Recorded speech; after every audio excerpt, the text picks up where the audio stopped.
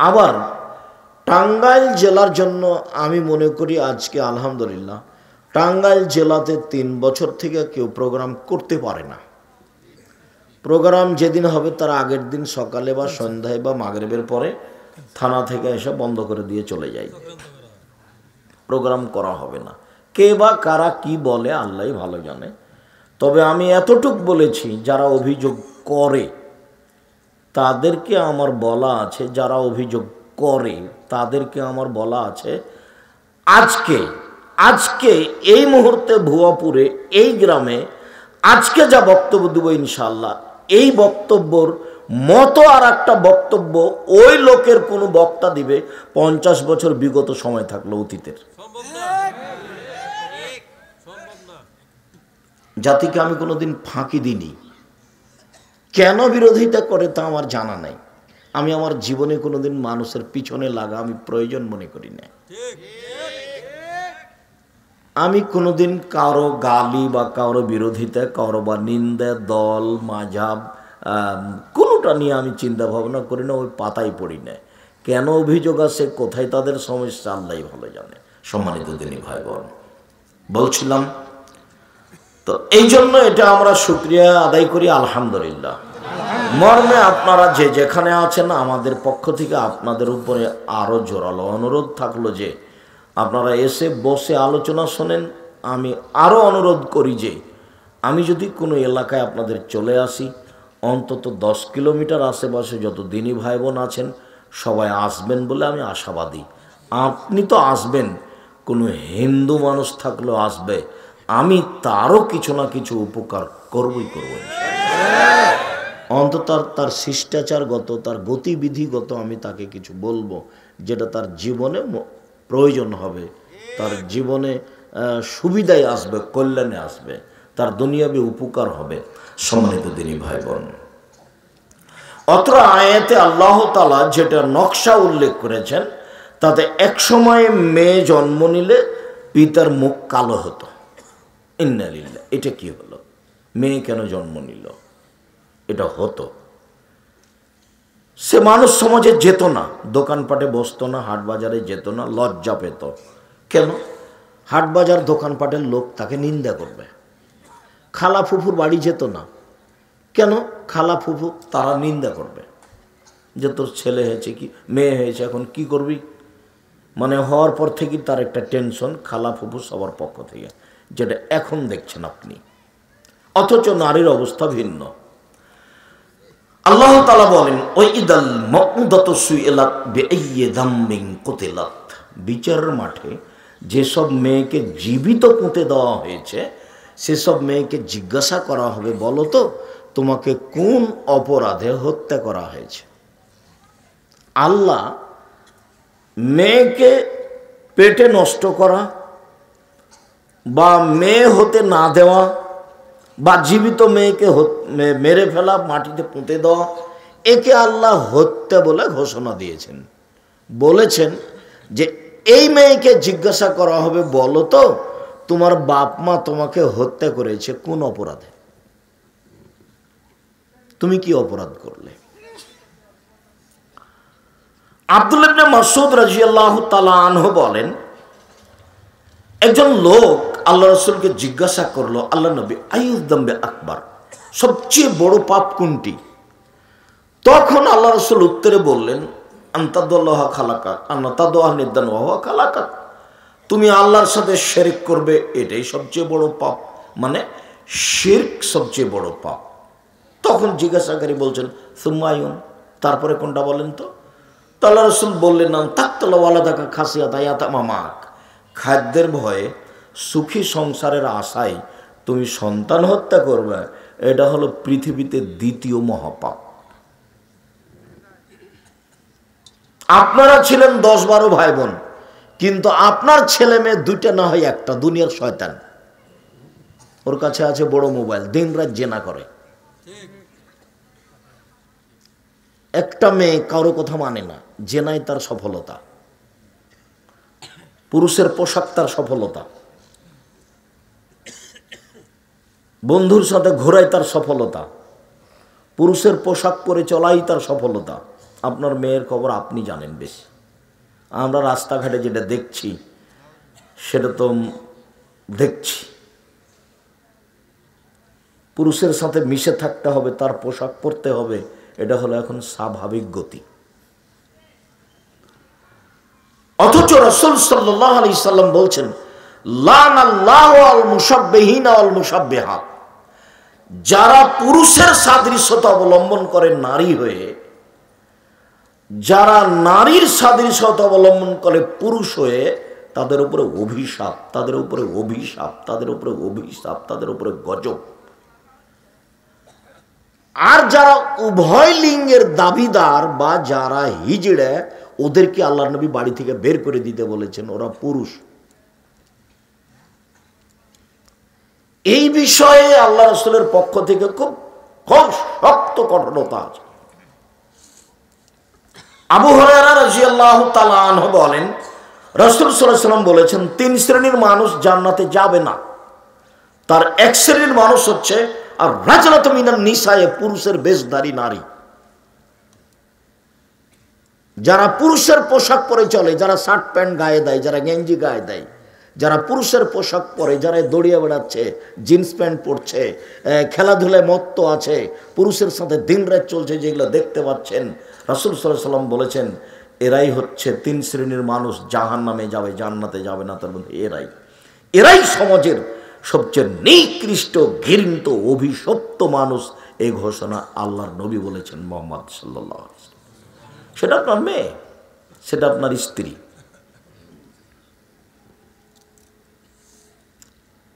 দুঃখিত যারা মনে করেছে আমি শিক্ষিত, নবী তাকে শিক্ষিত বলেননি, আল্লাহ তাকে শিক্ষিত বলেননি। যারা নোংরা অবস্থা অবলম্বন করে নিজেকে কিছু বলতে চায়, করতে চায়, এটা ঠিক নয়। রাসূল সাল্লাল্লাহু আলাইহি সাল্লাম একথা বলছেন, দেখো আমি খুব দুঃখিত যে আমার উম্মত ইহুদি খ্রিস্টানদের সাদৃশ্য হয়ে যাবে। তখন তিনি বলছেন যে তোমরা হয়ে যাবে বানর, তোমরা হয়ে যাবে শোর, তোমরা হয়ে যাবে বানর, তোমরা হয়ে যাবে শূকর। যেদিন তোমরা কৃষ্টি কালচারের নিয়ম নীতিতে, চাল চলনে, কথাবার্তাতে, চলাফেরাতে ইহুদি খ্রিস্টানের মতো হবা, সেদিন তোমরা সন্ধ্যায় থাকবে মানুষ আর সকালে হবে শোর, বানর। তো আগে সাদৃশ্যের কথাটা একটু বলে নিয়ে সামনে আগাবো। সাদৃশ্যের কথার ব্যাপারে রাসূল সাল্লাল্লাহু আলাইহি ওয়াসাল্লাম বলছেন, শোনো, আন্নাল বিন্নাল, ডান পায়ের জুতা যেমন বাম পায়ের সমান, ডান হাতের বিঘত যেমন বাম হাতের সমান, সমান সমান। আমার উম্মত ইহুদি খ্রিস্টানের সাথে চাল চলনে, কৃষ্টি কালচারে মিলে যাওয়াতে হবে সমান সমান। ইহুদি খ্রিস্টান যদি মায়ের সাথে জেনা করে থাকে, আমার উম্মত মায়ের সাথে জেনা করবে। হাদিস বুখারী মুসলিম। এরা নিচে নামতে নামতে নামতে এত নিচে যাবে যে ইহুদি খ্রিস্টানের চাল চলন গ্রহণ করতে করতে যদি ওরা মায়ের সাথে জেনা করে, তো এরাও করবে। লন্ডন সফরে সাউথ হল থেকে যখন জুমার খুতবা দিয়ে নিচে নামছিলাম, তো দড়িয়ে একটা লোক এসে একটা ছোট্ট ছেলে সামনে নিয়ে এসে বললো যে আমার ছেলেটার জন্য দোয়া করেন। তো ছেলেটার সামনে নিয়ে আসতে আমি দোয়া করলাম, কিন্তু আমি দেখলাম ছেলেটার মাথার বাম দিক দিয়ে এভাবে 3টে কেঁচির দাগ দেওয়া আছে, চুল কাটা আছে। তো আমার স্বাভাবিক ধারণাতে আমি বুঝলাম যে এর মা মনে হয় চুল কেটে দিচ্ছিল, যার কারণে ঠিক মতো কেঁচি ধরতে পারেনি, এরকম হয়ে গেছে।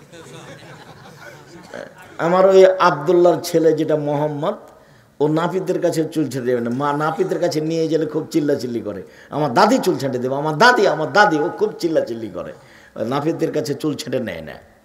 তখন আবদুল্লাহর আম্মা চুল ছেঁটে দেয়। তো আমি এটাই মনে করেছি। তো কি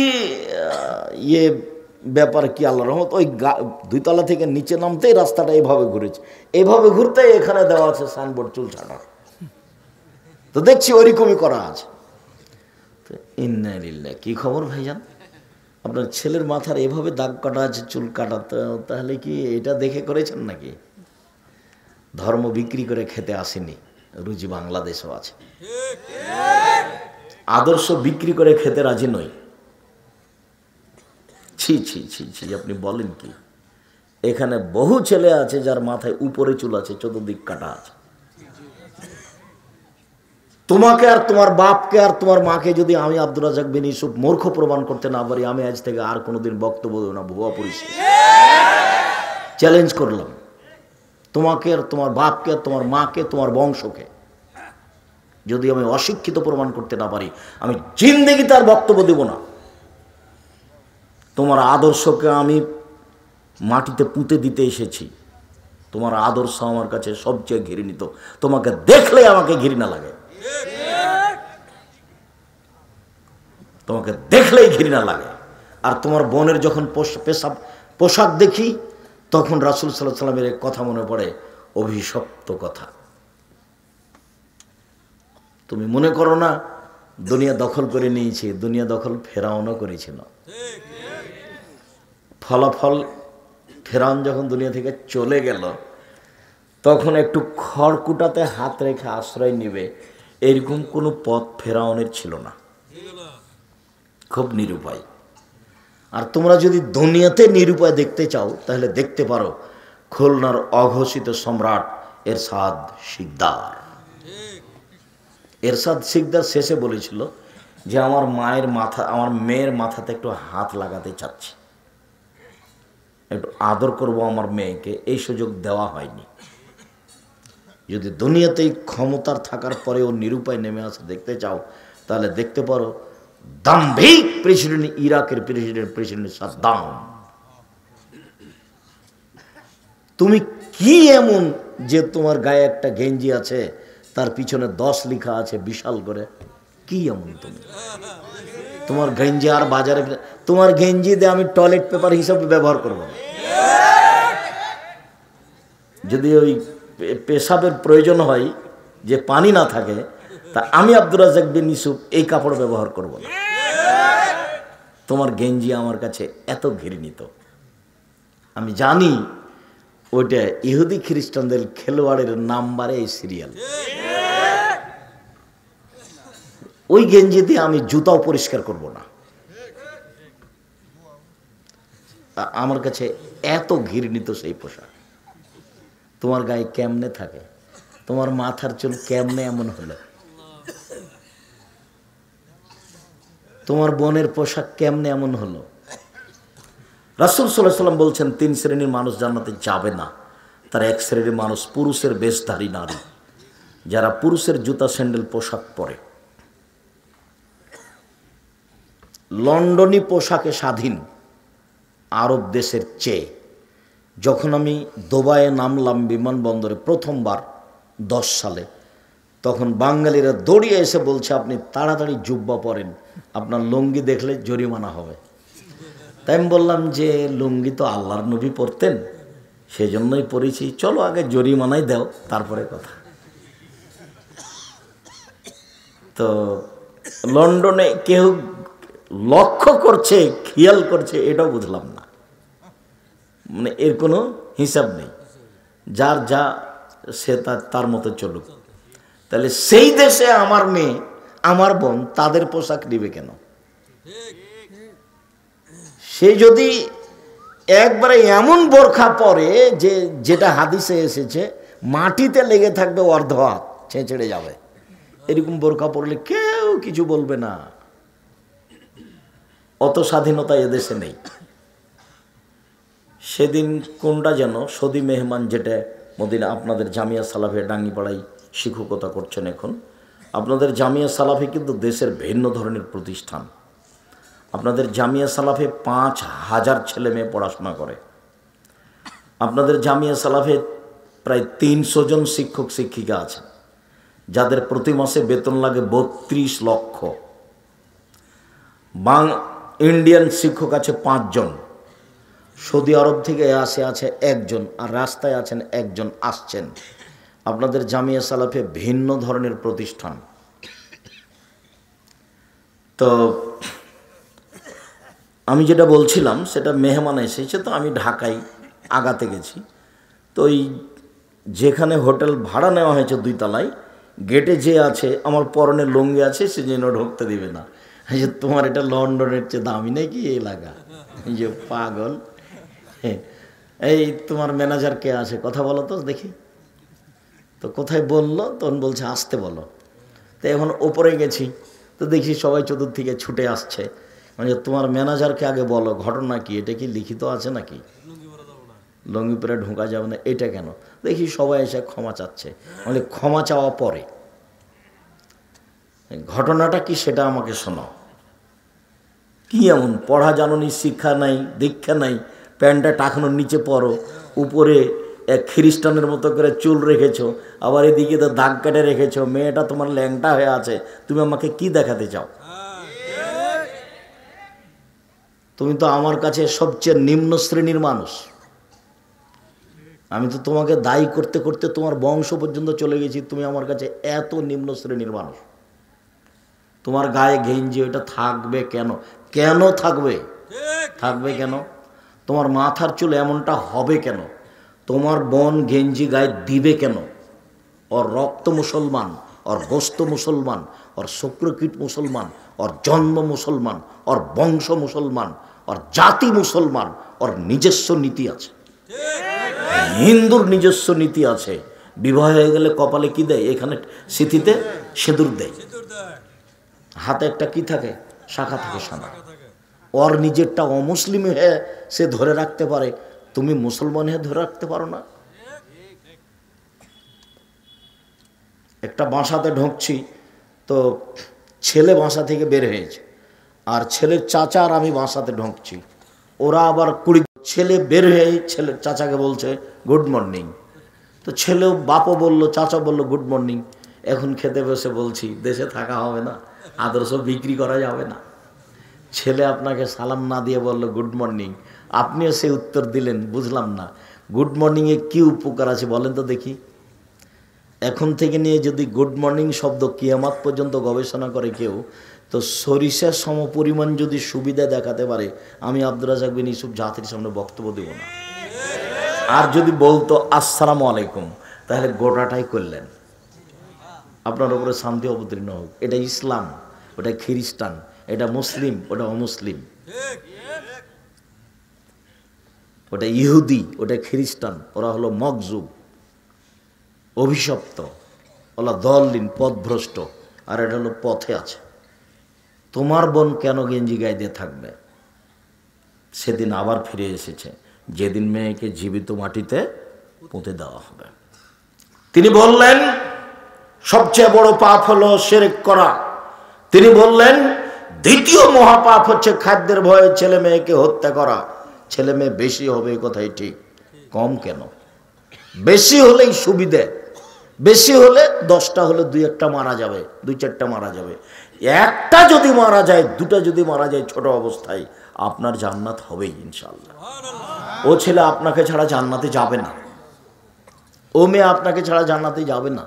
আপনার ছেলে মেয়ে মাত্র 2টা, কয়টা মারে, কয়টা থাকে? দুনিয়া শয়তান, সবসময় বড় মোবাইল থাকে, সবসময় ল্যাংটা বেটি ছেলে নাচে। আপনার মেয়ের মোবাইলও নাচে, আপনার ছেলের মোবাইলও নাচে। দুইজনে এরা পশু প্রাণী, গরু ছাগল। বুঝে না ওরা অন্তর আছে, বুঝে না।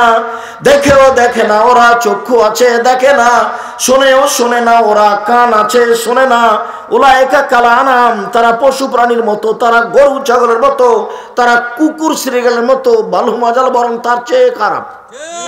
এই কথা আমি বলিনি। ওদের কান আছে শোনে কিন্তু গ্রহণ করে না, ওদের চোখ আছে দেখে কিন্তু গ্রহণ করে না, ওদের অন্তর আছে বুঝে কিন্তু গ্রহণ করে না। ও জানে যে 10 নাম্বার কোনো ইহুদির বা কোনো খ্রিস্টান খেলোয়াড়ের নাম্বার। ও জানে যে এভাবে চুল ছাটা কোনো ইহুদি বা খ্রিস্টানের খেলোয়াড়ের নাম্বার। অবাক কথা, খেলছে ব্রাজিল আর খেলা হচ্ছে কাতারে। টাকা পয়সা বাংলাদেশে পাঠালেও তো তুমি ফকিরে ভিক্ষা পাই, ওই টাকা তুমি ওখানে খরচ করলে কেন? টাকাটা বাংলাদেশে দিলেও তো তুমি এদেশে যদি মেডিকেল করে, মানুষ তো এখন রাস্তাঘাটে খরচ করছে। যদি বড় বড় মেডিকেল বাংলাদেশে করে, ইন্ডিয়া থেকে বড় বড় মহিলা ডাক্তার নিয়ে এসে এইখানে যদি ডাক্তারি শেখাতো আমাদের মেয়েদেরকে, তাহলে লক্ষ লক্ষ মানুষকে ওখানে যেতে হতো। কত কষ্ট করতে হচ্ছে। আর এদেশে তো চিকিৎসা কেমন সেটা তো আপনি ভালো বুঝেন।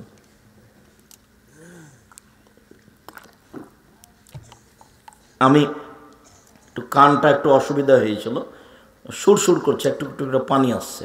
তো দিনাজপুরে দেখলাম বড় ডাক্তার, বলে খুব সমস্যা, কী যে হয়। ঢাকায় আমি খুব চেষ্টা করছি, তবে কদ্দূর যে কী হয় দেখা যাক। তারপর রাজশাহী, মনে হচ্ছে পর্দা ফেটে গেছে। তো 6 মাসে ভাবে কেটে গেলো, বড় বড় ডাক্তারের কথা। এবার কলকাতায় নামলাম প্রোগ্রামে, আগে চলো তো ডাক্তারখানায় যাই। তো এক ডাক্তারের কাছে গেলাম, তো এখন একটু দেখে সরে যাচ্ছে, ওষুধ লিখতে যাচ্ছে। তা বলছে, হাজরাত যারা মেহরবানি কারকে দোবারা দেখতেন, একটু দয়া করে যদি আবার দেখতেন। ওর দেখাটা আমার কাছে পছন্দ হয়নি। তখন বলছে যে দো দাওয়া লিখ দিয়া, 2টা ওষুধ লিখে দিয়েছি, আর কোনো দিন হবে না, ভালো হয়ে যাবে। যদি হয় তাহলে 1 নম্বরটা ব্যবহার করবেন না, 2 নম্বরটা ব্যবহার করবেন। 2 দিনও পার হয়নি, ভালো হয়ে গেছে। জি জি, সেটা আমি বুঝলাম না। সম্মানিত দিনী ভাই বোন, মুগিরা ইবনে শুবা রাদিয়াল্লাহু তাআলা আনহু বলেন, রাসূল সাল্লাল্লাহু আলাইহি ওয়াসাল্লাম বলেছেন, ইন্নাল্লাহা হাররামা উকুকাল উম্মাহাত, আল্লাহ বাপ মায়ের বিরোধিতা করা চিরদিনের জন্য হারাম করে দিয়েছেন। জীবনে কোনোদিন মায়ের সামনে জোরে কথা বলবেন না, যা হবে হবে। বউ যদি একবারে গালি দিয়ে বলে একাকার করে দেয়, যদি মনে হয় যে মাটির ওপরে সবচেয়ে খারাপ মানুষ আমার মা, তবে মুখ খুলবেন না। মুখ খোলাই নিষেধ, যা হবে হবে। বোঝা যাচ্ছে যে মাটির ওপরে সবচেয়ে খারাপ মানুষ কে? মা। এরপর আপনি মুখ খুলবেন না। এই ধৈর্য আপনাকে আনতেই হবে যে কোনো মূল্যে। বুঝলাম, টাকা দিয়েছি আমি মায়ের হাতে, দেখি পরের দিন মা বলছে যে টাকাটা নাই। কি হয়েছে? তোর বোনকে দিয়ে দিয়েছি। আরে টাকা আপনাকে দিলাম এ খেতে, একটু ফলমূল খেতে, আপনি আমার বোনকে দিলেন মানে? একসাথে খেতে বসেছে আমার ছেলে আমার বোনের ছেলে, দেখি বড় চাকাটা, বড় মাছের টুকরাটা আমার মা আমার বোনের ছেলেকে দিচ্ছে। আরে টাকা দিয়ে আমি আর দিন রাত আমার মা গান গায়ে আমার বড় ভাইয়ের বা আমার বোনের, সব সময়। আমার ছেলে মেয়েকে দেখতেই পারে না। একবার এটা নগদ মনে হবে, একেবারেই সত্য, সত্যই হচ্ছে, তাই বাস্তব, কিন্তু আপনি মুখ খুলতে পাবেন না। আপনি অনুরোধ করে যা সামলাতে পারেন সামলান, তাছাড়া আপনি মুখ খুলতে পারেন। জোরে কথা বলা নিষেধ, কিছু বলা তো বহুদূরের কথা। ওখানে জোরে হেঁটে যাওয়া নিষেধ, হাতখানে এভাবে নড়ানো নিষেধ। এটা আল্লাহ বলছেন, কোনো মানুষ বলেনি, মুহাম্মদ সাল্লাল্লাহু আলাইহি ওয়াসাল্লাম বলেননি। মা যেখানে আছে ওর যাওয়ার গতি ভিন্ন, ওখানে কথার গতি ভিন্ন, ওখানে হাঁটার গতি ভিন্ন, সব ভিন্ন। ওর নাম মা। চিরদিনের জন্য মায়ের অবাধ্য চলা হারাম, সাবধান। বিদেশে যারা আছো, দেশে যারা আছো, কোনোদিন বইয়ের নামে অ্যাকাউন্ট খুলবে না। বইয়ের নামে যদি অ্যাকাউন্ট খুলো তো আর একজনের সাথে সম্পর্ক করে টাকাটি নিয়ে চলে যাবে। বাপের নামে মায়ের নামে অ্যাকাউন্ট খুলো, যা হবে হবে, লাভ আর লস ওখানে হোক। যদি টাকা নিয়েই নেই আমার বাপ, তো আমার বাপই নিল। বউ চলে গেলে তোমার মা আর তোমার বাপ আর তুমি 3 জন কাঁদবা একসাথে, দেখবা যে এখন একসাথে আছো। আর যদি বাপের নামে থাকে, বউ চলে গেলে তখন তোমরা 3 জন একসাথে থাকবা। আর ও টাকা নিয়ে চলে গেলে তোমরা 3 জনে একসাথে কাঁদবা। আমি বলি না যে বউয়ের সাথে সম্পর্ক খারাপ করো, এটা আমি বলি না। বউয়ের সাথে ভালো সম্পর্ক করতে হবে, এটাই নয়, এটাই ঠিক, কিন্তু অ্যাকাউন্ট খুলে নয়। সব টাকা পয়সা ওখানে বিলিয়ে দিয়ে নয়। সম্মানিত দিনী ভাই বোন, পরের বাক্যে আল্লাহ রাসূল বলছেন যে ওয়াদাল বানা, মেয়েকে মাটিতে পুঁতে দেওয়া চিরদিনের জন্য হারাম। তার মানে বুখারী মুসলিমের হাদিসে প্রমাণ হচ্ছে যে মেয়েকে একসময় মাটিতে পুঁতে দেওয়া হতো। এটাই জাহেলিয়াতের যুগ। জাহেলিয়াতের যুগে ইসলাম আসার পূর্বে হাজারো লাখো মেয়েকে মাটিতে পুঁতে দেওয়া হয়েছে, জীবিত মেয়েকে। এটি কি যেমন তেমন অপরাধ? সম্মানিত দিনী ভাই বোন, ওমর বলছেন, যা কায়েস ইবনে আমির কায়েস ইবনে আমের একজন লোক নবীর কাছে এসে বলছে, ইন্নী ওয়াআদতু সামানিয়া বানাতিন লি, আমার 8টি মেয়ে আমি নিজে হাতে মাটিতে পুঁতে দিয়েছি। 8 জন মেয়েকে সে নিজে হাতে মাটিতে পুঁতেছে, এটা তার নিজস্ব বিবরণ। তার মানে আপনাকে আমি বলতে চাচ্ছি যে এক সময়ে মেয়েদেরকে মানুষ কি করত? মাটিতে পুঁতে দিত, ওর কোনো দাম ছিল না, এটা জাহেলিয়াতের যুগ। আবার সময় এসেছে এখন মানুষ মেয়েকে ওই ছেলে বানিয়ে আর নাহলে গরু ছাগল করে একবারে জবে করে মাটিতে পানিতে ভাসিয়ে দিবে, যেখানে সেখানে মেয়ে জেনা অবস্থায় পড়ে থাকবে, মরে পড়ে থাকবে, তার কোনো দাম নাই। সে এখন পশু প্রাণী, গরু ছাগলের মতো। আল্লাহ রাসূল বলছেন, হেমারে, গাধা যেমন গাভীর সাথে মিলে লজ্জা বোঝে না, ষাঁড় যেমন গাভীর সাথে মিলে লজ্জা জানে না, মানুষ তেমন খোলা মাঠে জেনা করবে, লজ্জা বুঝবে না। আল্লাহ নবী বলছেন, একজন পুরুষের সাথে হাজারো নারীর সম্পর্ক থাকবে।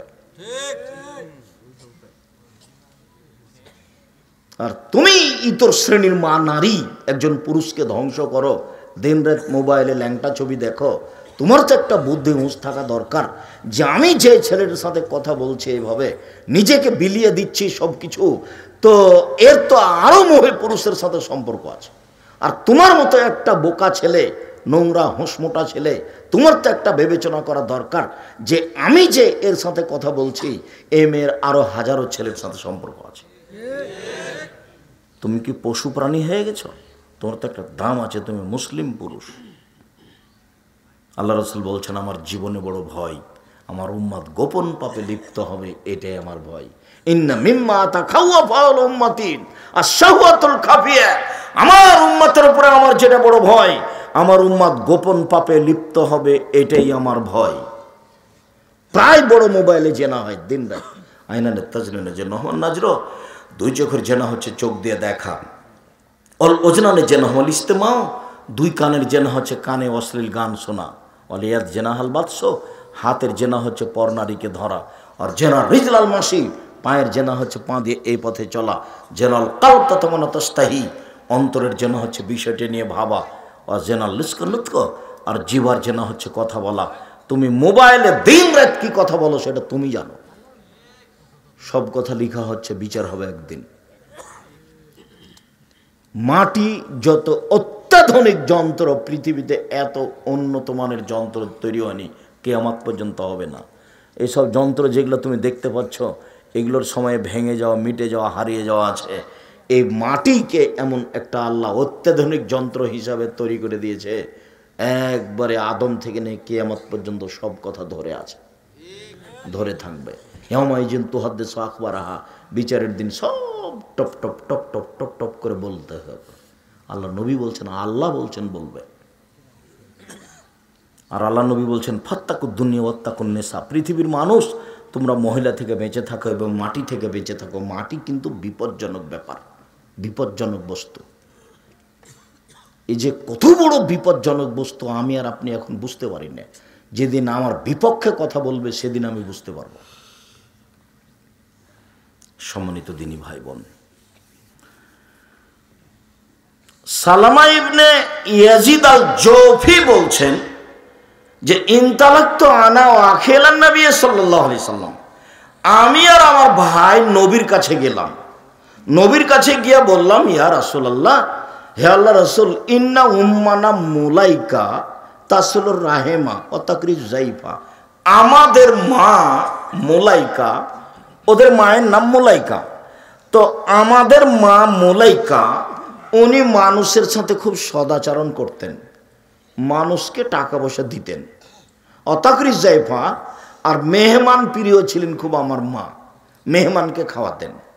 ওয়াতা ফালো, এইটা আমার মা করতেন, যে কোনো অসহায় মানুষকে টাকা পয়সা দিয়ে দিতেন। তো ফাল জালেকা না ফিওয়ালা, এগুলো কি আমার মাতাত ও হালাকাত ফিল জাহেলিয়া, তবে জাহেলিয়াতের যুগে আমার মা মারা গেছে, ইসলাম গ্রহণ করেনি। এখন ওই কাজগুলো কি আমার মায়ের কোনো উপকারে আসবে? কালা লা, আল্লাহ রাসূল বলেন না, কোনো উপকার আসবে না। এখন বলছে ইন্না উম্মানা ওয়াদাত উখতান লানা, আমার মা আমাদের একটা বোনকে মাটিতে পুঁতে দিয়েছিল। ফাল জালেকা না ফেওয়া, এইটা কি আমার মায়ের কোনো উপকারে আসবে? আমার মা জাহেলিয়াতের যুগে আমার এক বোনকে মাটিতে পুঁতে দিয়েছিল। তো আল্লাহ রাসূল বললেন, আল ওয়াইতাতু আল মাউদাতু ফিন্নার, তোমার মা আর যাকে মাটিতে পুঁতে দেওয়া হয়েছে উভয়ই জাহান্নামে যাবে। এতক্ষণ পর্যন্ত হাদিসগুলো পেশ করে আপনাকে আমি দেখালাম জাহেলিয়াতের যুগে নারীদের অবস্থা। এক মিনিট, জাহেলিয়াতের যুগে নারীদের অবস্থা দেখাতে গিয়ে দুইটা ঘটনা নকল করছি। লম্বা ঘটনা হলো, খুব তাড়াতাড়ি বলছি। একটা ঘটনা খুবই ন্যাক্কারজনক ঘটনা, সব বুখারী মুসলিমের হাদিস। আর একটা ঘটনা স্বাভাবিক। একটা ঘটনা স্বাভাবিক, সেটা হলো এই যে এখন স্বামী মারা গেলে ওই মহিলা বিবাহ বসতে পাবে না বা শোক পালন করবে কতদিন? 4 মাস 10 দিন। 4 মাস 10 দিন। আর জাহেলিয়াতের যুগে স্বামী মারা গেলে শোক পালন করত 1 বছর। আবার থাকতে হতো বাড়ির পিছন দিকে একটা কুঁড়ে ঘরে। কুঁড়ে ঘর বুঝেন আপনারা? ঝুপড়ি ঘর। বুখারী মুসলিমের হাদিসে এসেছে তার নাম হিফস। হিফস বুখারী মুসলিমের হাদিসে এসেছে বাড়ির পিছন দিকে যেখানে কুকুর সিলগাল দৌড়াদৌড়ি করে, ওইখানে তাকে ঘর করে দেওয়া হবে। সে ময়লাযুক্ত কাপড় পরবে, পরিষ্কার কাপড় পরতে পাবে না। আর ওর জন্য একটা প্লেট থাকবে, যে প্লেটে অন্য কেউ খেতে পাবে না। একটা গিলাস থাকবে, যে গিলাস অন্য কেউ ব্যবহার করতে পাবে না। কেউ যারা কাজের মেয়ে এইভাবে খাবার দিয়ে আসবে। স্বামী মারা গেছে সেই জন্য। এটা হলো জাহেলিয়াত। এখন বাড়িতে থাকবে, ছেলের কাছে থাকবে, বাপের বাড়িতে থাকবে, যেখানে সুবিধা সেখানে থাকবে। 4 মাস 10 দিন নিরাপদ জায়গায় থাকবে, বিবাহ বসতে পাবে না 4 মাস 10 দিন। সাজগোজ করতে পাবে না 4 মাস 10 দিন। নাকের গয়না খুলতে পাবে না। এটা হলো হিন্দুদের নীতি।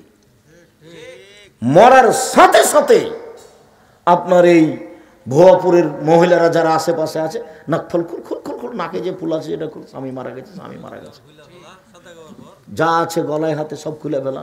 এটা হলো হিন্দুদের নীতি। যা আছে ওই মহিলার গায়ে কলায় স্বামী মারা গেছে ওইভাবেই থেকে যাবে, খুলতে হবে না। সাজগোজ করতে পাবে না কতদিন? 4 মাস 10 দিন। সে স্বামীর বাড়িতে থাকবে, যেখানে তার নিরাপদ জায়গা সেখানে থাকবে। তাহলে জাহেলিয়াতের যুগে কি ছিল? 1 বছর। জাহেলিয়াতের যুগে কি ছিল? বাড়ির পিছন দিকে কুঁড়ে ঘর। জাহেলিয়াতের যুগে কি ছিল? ভাঙা প্লেটে খাবার দিতে হবে, ময়লাযুক্ত কাপড় পরে থাকতে হবে। আরো খারাপ নোংরা কথা যে ওই একটা উটের গায়ে গোবর মাখাতে হবে বা উটের গোবর নিজের গায়ে মাখতে হবে এবং লজ্জা স্থানকে উটের গায়ের সাথে ঘষতে হবে পবিত্র হওয়ার জন্য। এটা হলো জাহেলিয়াত আর এটা হলো ইসলাম। আর জাহেলিয়াতের যুগে বাড়ির সামনে পতাকা দেওয়া থাকতো, এই মেয়ের সাথে জেনা করে যে সন্তান হবে সে হবে সমাজের নেতা। তো কত মানুষ আসবে, একটা সময় পর্যন্ত তার সাথে জেনা চলবে। তারপরে যখন ওর সন্তান হবে তখন ওর যাকে ইচ্ছা তাকে ডেকে বলবে এটা আপনার স্বামী, এটা এই ছেলে আপনার, আপনি আমার স্বামী। ছেলে বাছাই করার জন্য শুক্রকীট গ্রহণের জন্য পদ্ধতি চলে, যেটা এখন আবার দেখা দিয়েছে। কাজেই সন্তানের যত ইউটিউব যে কোনো মাধ্যম আছে সব হারাম, একটাও জায়েজ নয়। সরাসরি স্বামীর মাধ্যমে হবে, আর নাহলে এই স্বামী বাদ দিয়ে তুমি আরো রোজ স্বামী ধরো না, বৈধ পথায় কোনো সমস্যা নেই। এই স্বামীর কাছে থাকো 2 মাস 6 মাস, যদি তোমাকে ভালো না লাগে খোলাক তালাক দাও, যে আর একটা স্বামীর কাছে যাও, দেখো সন্তান হয় কি না। শরীর তোমাকে বাধা দেয়নি। তুমি এইভাবে শুক্রকীটে সন্তান নিতে গেলে কেন? কে তোমাকে বলেছে এটা? এটা জেনারেট সব যেগুলো নেমে আসছে সেগুলো হচ্ছে নারীদেরকে ধ্বংস করা মৌলিক লক্ষ্য, নারীদেরকে জাহেলিয়াতের যুগে নিয়ে যাওয়া মৌলিক লক্ষ্য। সম্মানিত দিনী ভাই বোন, এইবার আর একটা নীতি দেখাই। আনাস রাদিয়াল্লাহু তাআলা আনহু বলেন, আল্লাহ নবী বললেন, ইন্নাল ইহুদা এজাহাজাতিল মারাআতু লাম ইয়াকিলুহা লাম ইয়াকিলুহুন্না ওয়ালা ইউজামিউহুন্না। ইহুদিদের নীতি ছিল মহিলা ঋতুবতী হলে তার সাথে খাওয়া হবে না। ছি ছি ছি ছি ছি ছি, ঋতুবতী হয়েছে, পচে গেছে, ওকে বাড়ির পিছন দিকে রাখো, ওর প্লেট ভিন্ন, ওর বাটি ভিন্ন, ওর থাকার জায়গা ভিন্ন, ও ভিতরে আসতে পাবে না, ওর সাথে মিলামিশা হবে না, ওর সাথে কথাবার্তা হবে না, ও পাতিলে স্পর্শ করতে পাবে না, ও তো পচে গেছে, নষ্ট হয়ে গেছে, ঋতুবতী হয়েছে যে। ইহুদিদের এই নীতি, আপনি বইটা পড়ে দেখেন, কেন এই নির্যাতন কি তার প্রতিকার। বইয়ের নাম কি?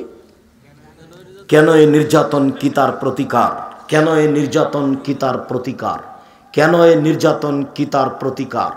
সম্মানিত দিনী ভাই বোন, ইহুদি খ্রিস্টানেরা ঋতুবতী মহিলাদের সাথে এইরূপ আচরণ করছে। এবার চলেন, আয়েশা রাদিয়াল্লাহু তাআলা আনহা বলেন, কুনতু আগতাসিলু আনা অন-নবী সাল্লাল্লাহু আলাইহি সাল্লাম ফি ইনাইন ওয়াহিদ ওয়া কিলাহুমা জুনুবুন।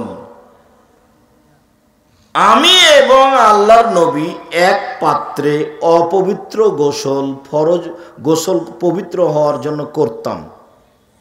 আবার বলছেন এক পাত্রে গোসল করতাম, তখন আমি ঋতুবতী। আবার বলছেন ফায়ামুরুনি, তিনি আমাকে আদেশ করতেন, আন আত্তাজিরা, আমি লজ্জা স্থানে আমার কাপড় ছাড়া, ছায়া মেক্সি ছাড়া, সালোয়ার কামিজ ছাড়া অতিরিক্ত একটা কাপড় ব্যবহার করব। ফায়ুবাশরুনি, তারপর তিনি আমার গায়ের সাথে, খালি গায়ের সাথে গাও মিলিয়ে রাতে থাকতেন, দিনে থাকতেন। তাহলে ও বের করে দিল, আল্লাহর নবী তাকে ঘরে নিয়ে আসলেন ঋতু অবস্থায়। সে কি স্বাভাবিকভাবে নিয়ে আসলেন?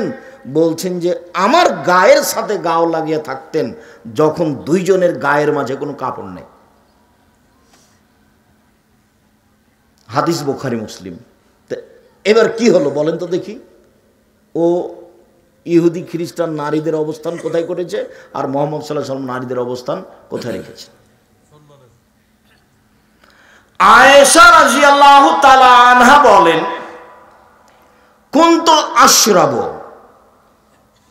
সুমা উনাবিলুহু, আমি গিলাসে পানি পান করেছি, অনাহাইজ, তখন আমি ঋতুবতী, তারপর গিলাসটা আমি তাকে দিয়েছি। ফায়ে যাও ফাহু ফিমজে ফিয়ে, তিনি ওইখানে মুখ লাগিয়ে পানি পান করলেন যেখানে আমি মুখ লাগিয়ে পানি পান করেছি। শুধু প্রেম প্রীতি ভালোবাসায় নিয়ে যাবেন না, সমাজ একটা ঠেকিয়ে একটা সমাজ চালু করা হচ্ছে। বুঝাতে পারি না কথা মনে হয়। সামাজিক গতি একটা ঠেকিয়ে কি করা হচ্ছে, আর একটা চালু করা হচ্ছে। সমাজে ইহুদি খ্রিস্টান ভর্তি। আয়েশা রাদিয়াল্লাহু তাআলার নিজস্ব বিবরণ। আয়েশা রাদিয়াল্লাহু তাআলা বলছেন, ওয়াতারাকুল আরকা, আমি একটা গোশত দাঁতে ছিঁড়ে খেতাম, সুমাউনা বেলহু, তারপর ওই গোশতের টুকরায় রাসূলের হাতে দিতাম। ফায়া যাও ফাহু ফিমজে ফিয়ে, তিনি গোশতের ওখানে মুখ লাগাতেন যেখানে আমি মুখ লাগিয়ে ছিঁড়ে খেয়েছি। ওয়ানা হাইস, তখন আমি ঋতুবতী। আগের যে ইহুদি খ্রিস্টানদের অবস্থা ঋতুবতী নারীর সাথে, যেটা বললাম সেটা ভালো করে মনে রাখতে হবে।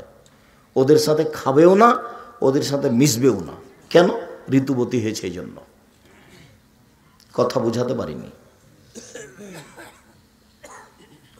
আয়েশা রাদিয়াল্লাহু তাআলা আনহা বলেন, আল্লাহর নবী আমাকে বললেন, আয়েশা নাবিল খুমরাতে মিনাল মসজিদে, মসজিদ থেকে জায়নামাজটা দাও তো, আমি সালাত আদায় করব, জায়নামাজটা দাও। তা আয়েশা রাদিয়াল্লাহু তাআলা বলছেন, ইন্নী হিজত, আমি যে ঋতুবতী।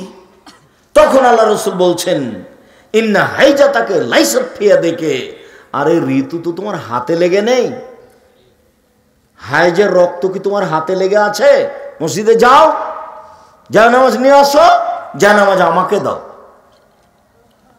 ঋতুবতী অবস্থায় মহিলারা মসজিদে বসে থাকবে। মসজিদে নববীতে একটা ঘর করা ছিল যেখানে যুবতী মেয়ে থাকতো। মসজিদে নববীতে একটা ঘর করা ছিল যেখানে মসজিদে যুবতী মেয়ে থাকতো এবং মসজিদটা ঝাড়ু দিত।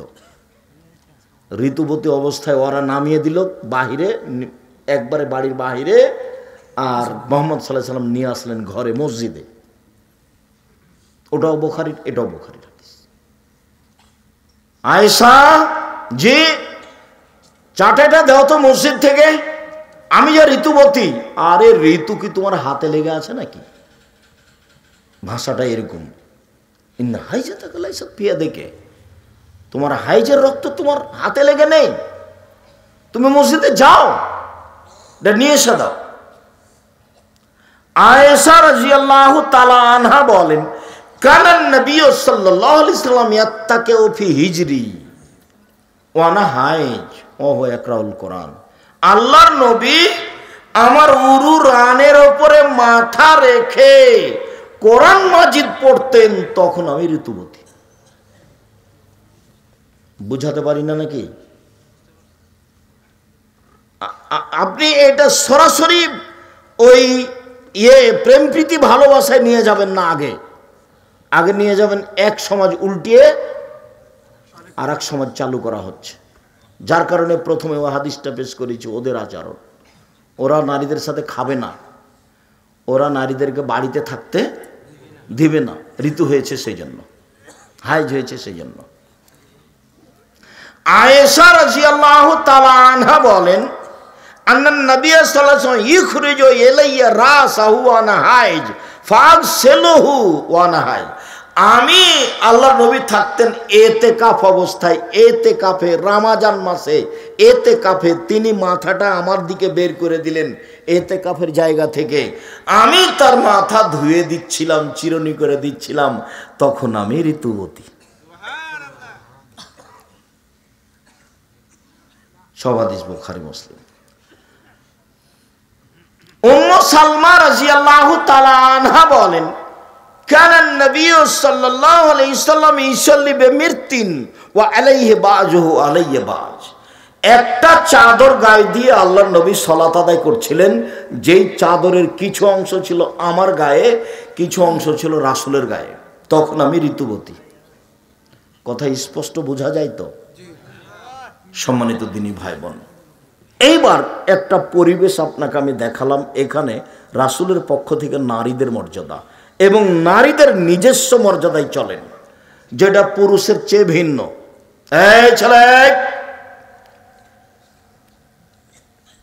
যেই মর্যাদা আল্লাহ নারীদের দিয়েছেন সেই মর্যাদা পুরুষ কোনোদিন অর্জন করতে পারবে না। নারীরা ভুল বুঝে নিচে নেমে গেছে। বেগম রোকেয়ার গল্প পড়ে মনে করেছে যে আমরা তো বাহিরের বস্তু, ভিতরে কেন?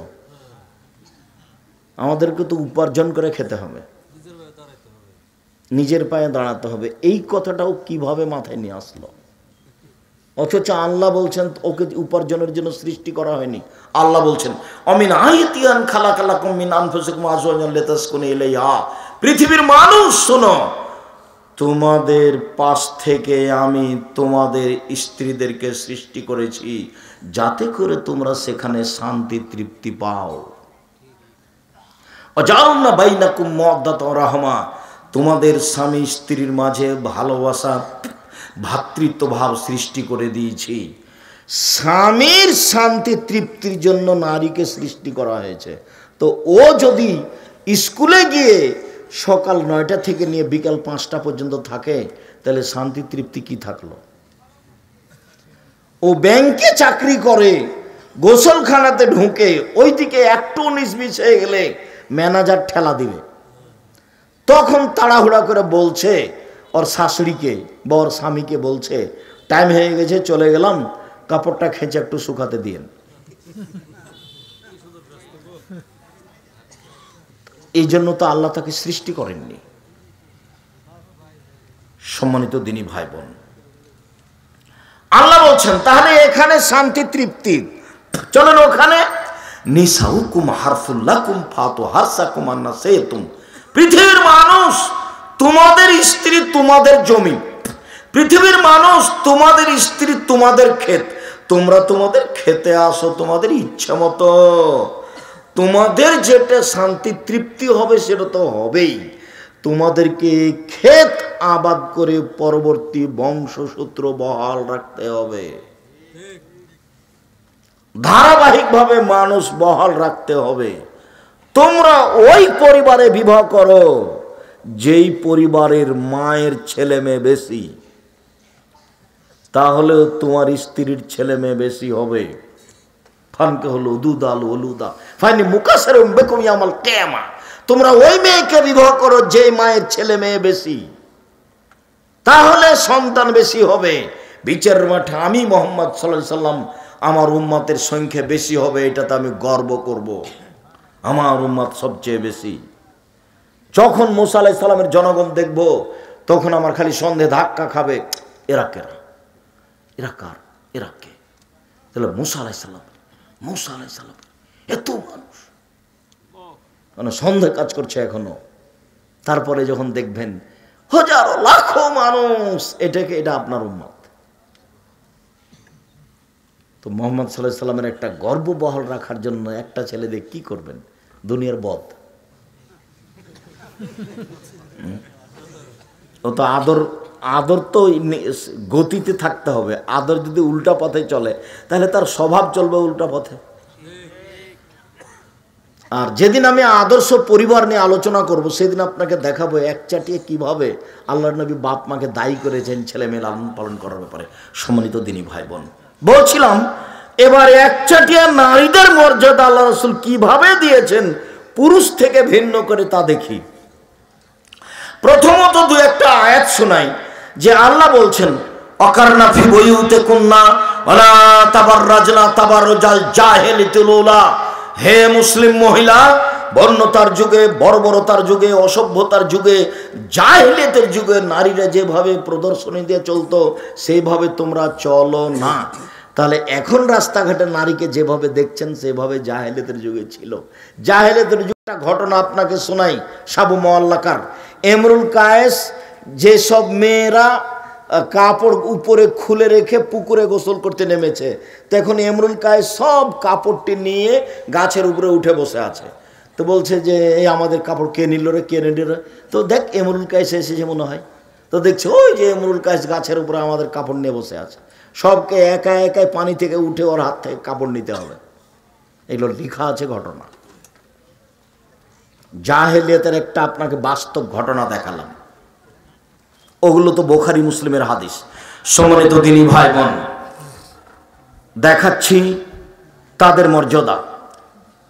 আব্দুর রহমান আওফ রাদিয়াল্লাহু তাআলা আনহু বলেন, রাসূল সাল্লাল্লাহু আলাইহি সাল্লাম বলেছেন, নারীরা যদি 4টা কাজ করতে পারে জান্নাতের সব দরজা খোলা। পুরুষ এমন কোন 4টা কাজ নাই জীবনে পুরুষের যে 4টা কাজ করে জান্নাতে চলে যাবে, এরকম সুবিধা পুরুষের নেই। নারী 4টা কাজ করলে জান্নাতের সব দরজা খোলা। 1 5 ওয়াক্ত সালাত, 2 রমজান মাসে রোজা, 3 স্বামীকে মেনে চলা, তিতা লাগলে মিঠা লাগলেও, 4 জেনায় লিপ্ত না হওয়া। জান্নাতের সব দরজা খোলা। কেউ যদি বলে, আব্দুর রাজ্জাক সাহেব থামেন থামেন থামেন, আমরা একদিন শুনেছিলাম যে ওযু করার পরে কেউ যদি বলে আশহাদু আল্লা ইলাহা ইল্লাল্লাহু ওয়াহদাহু লা শারীকা লাহু ওয়া আশহাদু আন্না মুহাম্মাদান আবদুহু রাসূলুহু, তাহলে তার জন্য জান্নাতের সব দরজা খোলা।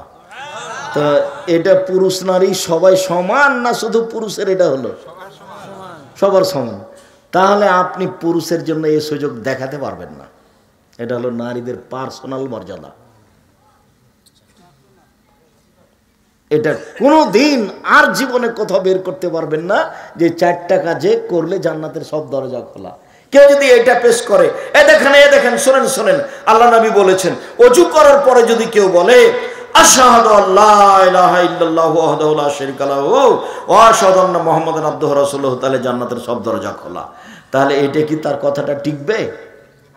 মহিলা যদি বলে ওযু করার পরে তো তারও, পুরুষ যদি বলে ওযু করার পরে তো তারও। আল্লাহ রাসূল বলেছেন, শোনো, কারো যদি অসুখ বিসুখ হয়, অসুখ হলে ডাক্তারের কাছে যাবেন না, এ নীতি বাতিল। অসুখ হলে থামেন, আগে কয়েকদিন থামেন, ধৈর্য ধারণ করেন। অসুখ হয়নি, খালি দেখা দিয়েছে তাই সিঙ্গাপুর, এটা ভুল। অসুখ হলো নেকি পাপ মুছে যাওয়ার মাধ্যম। 1 মিনিট, যেহেতু কথাটা চলে এসেছে কাজে দুটা কথা বলছি। এক, রাসূল সাল্লাল্লাহু আলাইহি ওয়াসাল্লাম বলেছেন, অসুস্থ হওয়ার পরেও কেউ যদি বলে আলহামদুলিল্লাহ, তাহলে লোকটা হয়ে যাবে সেই দিনের মতো যেদিন তার মা তাকে জন্ম দিয়েছে। তাহলে এই কথাটা পুরুষের জন্য খাস না সবার জন্য? সবার জন্য। আর একটা কথা যেটা অসুস্থতার সাথে খাস, আমাদের সাথে নয়, এখনকার আলোচনার সাথে নয়। তো রাসূল সাল্লাল্লাহু আলাইহি সাল্লাম বলছেন এই মেয়েটা জান্নাতি, এই মেয়েটা জান্নাতি, এই মেয়েটা। আব্দুল্লাহ ইবনে আব্বাস বলছেন যে এই মেয়েটা জান্নাতি। কেন? এই মেয়েটা রাসূলের কাছে এসেছিল, এসব বলল যে আপনি একটু আল্লাহর নবীর কাছে দোয়া কর, আল্লাহর কাছে দোয়া করেন। কেন? আমি মির্গির রোগে আক্রান্ত, উল্টে পড়ে যায়, আবার কাপড় খুলে দিই, উলঙ্গ হয়ে যায়। তখন আল্লাহ রাসূল বলছেন, দেখো ইনতাসবিরি ইসবিরি, তুমি যদি ধৈর্য ধারণ করতে পারো তো তুমি ধৈর্য ধারণ করো, তোমার জন্য জান্নাত হবে, ফল ভালো হবে। আর যদি ধৈর্য ধারণ করতে না পারো তো চিকিৎসা করতে পারো। বলছেন ঠিক আছে আল্লাহ নবী, আমি ধৈর্য ধারণ করলাম, আমি মির্গির রোগে উল্টে পড়ে যাই, আমি চিকিৎসা করব না, তবে একটু দোয়া করেন আমি যেন ওই সময়তে অজ্ঞানে কাপড় খুলে না দিই। আচ্ছা ঠিক আছে, তোমার জন্য দোয়া করলাম। এখন আরও কাপড় খুলে দেয় না, মির্গির কারণে উল্টে পড়ে যায়। এখন আব্দুল্লাহ ইবনে আব্বাস বলছেন, এ দেখেন এই হলো জান্নাতি নারী। আল্লাহ নবী বলেছেন এ অসুখের উপরে ধৈর্য ধারণ করেছে, এই জন্য জান্নাতে যাবে। তাই এখন যদি কারো বেশি অসুখ হচ্ছে তাহলে গ্রামবাসী বলছে যে কত যে পাপ করেছে, মানে ধর্ম কর্মর সাথে কারো সম্পর্ক নাই, কি পড়লো না পড়লো, নাকি মাস্টার ডিগ্রি পাস করেছে। আর তোমাদের ভুয়াপুরের বড় ডাক্তারের কথা তো তোমাদের বলেইছি, যে পিজি হাসপাতালে চাকরি করছে, লন্ডন থেকে পড়ে এসে 3 লক্ষ টাকা বেতন। তো সেই দিন আমাদের গ্রামে আসলো, গাড়ি থেকে নামলো, দেখলাম যে প্যান্ট পরে আছে, টাকনোর নিচে আছে, দাড়ি চাঁচা আছে, গলায় টাই আছে, হাতে সিগারেট আছে। একটু পরে দেখলাম যে বৌমা গাড়ি থেকে নামলো, গায়ে হালকা হালকা কাপড় আছে। একটু পরে দেখলাম নাতনি গাড়ি থেকে নামলো, গায়ে কাপড় নাই। একটু পরে দেখলাম গাড়ির পিছন দিকে কুকুর আছে। ফলাফল হলো এইটা। আর একটু দেখবেন আপনার ছেলেটা একেবারেই শয়তান। সেটা কি? এই গ্রামের একটা বৃদ্ধ মানুষ গেছে চিকিৎসার জন্য, তার 5-7টা দিয়েছে, টেস্ট দিয়েছে, জানে যে এতগুলো লাগবে না। তারপরেও যখন ফলাফলে এসেছে তখন ঔষধ লিখেছে ওই কোম্পানির, যে কোম্পানি তাকে টাকা দেয়, ও জানে যে এর চেয়ে ভালো ওষুধ আছে। তাহলে এবার আপনার টাকার খবর কি? আপনি যে লাখ লাখ টাকা খরচ করলেন পড়ানোর জন্য, এবার আপনার কি অবস্থা? এখন বলতে হবে আস্তাগফিরুল্লাহ ওয়া আতুবু ইলাইহি, ছেলের পিছনে যাহা করিয়াছি, ভুল করিয়াছি, তুমি আমাকে মাফ করিয়া দাও। আমি কান্নাকাটি করে তোমার দরবারে প্রার্থনা করি, আমার ছেলে আমাকে ফিরিয়ে দাও। আমি এই ছেলে চাইনি, মুহাম্মদ সাল্লাল্লাহু আলাইহি সাল্লামের নীতিতে আমার ছেলে থাকবে, এটা আমি চেয়েছি, তুমি ছেলে ফিরিয়ে দাও। আপনি দোয়া করেন, আপনার স্ত্রীকে দোয়া করতে বলেন, ছেলে ফিরে আসতে পারে। ফাঁকি দিয়ে আর কোনোদিন প্রেসক্রিপশন লিখবেন, এটা হতেও পারে। সম্মানিত দিনী ভাই বোন, চলেন। মহিলা, রাসূল সাল্লাল্লাহু আলাইহি সাল্লাম বলেন, আনাস রাদিয়াল্লাহু তাআলা আনহু বলেন, মান আলাত জারিয়াতাইনে, কেউ যদি 2টা মেয়ের লালন পালন করে, 2টা, ফাজায়াউমাল কিয়ামা আনা ওয়া হুয়া ফিল জান্নাতে হাকাজা, তাহলে সেই লোক আর আমি জান্নাতে থাকবো এইভাবে দিয়ে তর্জনী আর মধ্যমায় 2টা আঙ্গুল জমা করে দেখালেন ফাজাম্মা। এই শোনো, কেউ যদি 2টা মেয়ের লালন পালন করে, সেই বাপ আর আমি জান্নাতে এইভাবে থাকবো, তখন জমা করলেন আঙ্গুল 2টা, একসাথে থাকবো। 2টা ছেলে লালন পালন করলো, 10টা ছেলে যদি মাস্টার ডিগ্রি পাস করান, লন্ডন আমরি থেকে পড়িয়ে নিয়ে আসেন, 1 পয়সা লাভ নাই। তো পড়াবেন কেন? জন্ম দিয়েছেন এই জন্য, এটা আপনার জিম্মেদারি। আব্দুর রাজ্জাক সাহেব, থামেন, আপনাদের তো বক্তব্য শুনেছি, ওর ভালো ছেলে বাপ মায়ের জন্য দোয়া করে। আরে ওটা ভালো ছেলে নয়, ওটা ওয়ালাদুন, ছেলে মেয়ে 2টাই। যখন মেয়ে ভালো হবে তো ভালো, ছেলে ভালো হবে তখন ছেলে ভালো, ওটা খাস নয়। অতএব ছেলের কোনো পথই নাই, ও দিয়ে কোনো লাভ নাই, ও দিয়ে কোনো লাভ নাই। পড়াবো কেন? জন্ম দিয়েছি এই জন্য। যা করবে যত অন্যায় সব জবাব আমাকে দিতে হবে, আপনাকে দিতে হবে। আল্লাহ নবী বললেন আনফিক আলা ইয়ালিক মিন তাওলিক, তুমি উপার্জন করে তোমার ছেলে মেয়েকে পড়াও। ভুয়াপুরে বাড়ি, জমিদারি আছে, জমি বিক্রি করে ছেলে মেয়েকে শিক্ষিত করো, মানুষের মতো করো। নেই জমিদারি, মানুষের বাড়িতে কাজ করে করো, শিক্ষিত করো, মানুষের মতো করে গড়ে তোলা আদেশ আল্লাহ নবীর। তাহলে কাজও করতে পারি না, উপার্জনের শেষ পথ হলো ভিক্ষা করা। ভিক্ষা করে ছেলে মেয়েকে পড়াতে হবে, ছেলের টোকাই হতে পারে না। ভিক্ষা করে মেয়েকে পড়াতে হবে, মেয়ে গার্মেন্টসে যেতে পারে না অন্তত 25 থেকে 30 বছর পর্যন্ত। ভিক্ষা করলে কে করবে? বাপ, ছেলে করবে না। মানুষের উপার্জনের শেষ পথ কি? ভিক্ষা। ছেলে মেয়েকে লালন পালন করবে বাপ, শেষ পর্যায়ে কি করে? ভিক্ষা করে। এটাই আদেশ। আল্লাহ রাসূল বলছেন তোমার উপার্জন দিয়ে তুমি ছেলে মেয়েকে লালন পালন করো, মানুষের মতো গড়ে তোলো। একচাটিয়া আদেশ যখন এসেছে বাপের জন্য, তখন এগুলো হাদিস এসেছে একচাটিয়া। একদিক থেকে বলা হচ্ছে বাপকে তুমি করো, তুমি করো, তুমি করো, তুমি করো, তুমি ছেলে মেয়ে লালন পালন করো, তুমি ছেলে মেয়ে এই করো, তুমি পরিবারকে এই করো, একচাটিয়া বলতে থাকেন আল্লাহ নবী। নারী পার্সোনাল মর্যাদা। উকবা বিন আমির রাদিয়াল্লাহু তাআলা আনহু বলেন রাসূল সাল্লাল্লাহু আলাইহি সাল্লাম বলেছেন মান কানা লাহু সালাসু বানাত, কারো যদি 3টে মেয়ে থাকে, ফাসাবারা আলাইহিন্না, তার উপরে যদি ধৈর্য ধারণ করে, ফাআতামাহুন্না, তার যদি খাওয়ার ব্যবস্থা করে, অসাকাহুন্না, তার যদি পানির ব্যবস্থা করে, ওয়াকাসাহুন্না, তার যদি পরনের ব্যবস্থা করে, তো কুন্না লাহু সিতরান মিনান নার ইয়াউমাল কিয়ামা। এই 3টে মেয়ে বিচার মাঠে বাপের জন্য অন্তরাল হয়ে যাবে। মধ্যে থাকবে 3টে মেয়ে, এদিকে থাকবে বাপ, আর ওদিকে থাকবে জাহান্নাম। মধ্যে কি? 3টে মেয়ে। ওর বাপ জাহান্নামে যেতে পাবে না। ঘেরা আছে কারা? মেয়েরা। এটা হলো মেয়ে। ছেলে লালন পালন করে 1 পয়সা লাভ নেই, কোনো জায়গাতে সুবিধা পাবেন না আপনি। আর মরার সাথে সাথে ওরা জমি ভাগ করে নেবে, মারামারি করে, মামলা করে, পিটিয়ে জমি ভাগ করে নেবে। দেরি হলে আপনার মরার আশা করবে, আপনাকে মারবে, মেরে জমি ভাগ করবে। আমাদের গ্রাম, আমার চোখের সামনে বাপ মরে যাওয়ার পরে 2 ভাই জমি ভাগ করলো, বাড়ি ঘর ভাগ করলো, শেষ পর্যন্ত ঢেকিটা কেটে ভাগ করে নিয়েছে।